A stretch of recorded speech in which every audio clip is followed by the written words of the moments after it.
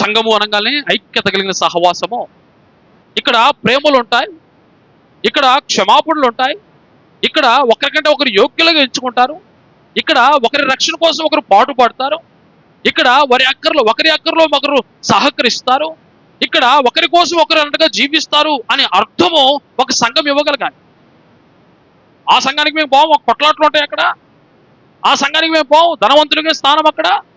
ఆ సంఘానికి మేము పోం, కానుకలు బట్టి చాలా ప్రత్యేకంగా చూస్తారు అక్కడ. ఆ సంఘానికి మేము పోం, క్యాస్ట్కి ప్రిఫరెన్స్ ఇస్తారు. ఆ సంఘానికి మేము పోం, కమ్యూనిటీకి ప్రిఫరెన్స్ ఇస్తారు అన్న మాటలు సంఘం గురించి వినపడకూడదు. సంఘం గురించి వినపడాల్సిన ఒకే ఒక్క మాట ఏంటంటే, ఇది ఆత్మచేత కలిగించిన ఐక్యతలో ఉన్న సంఘం. ఇది ఆత్మదేవుడు కలిగించిన ఐక్యతలో నడుస్తున్న సంఘము.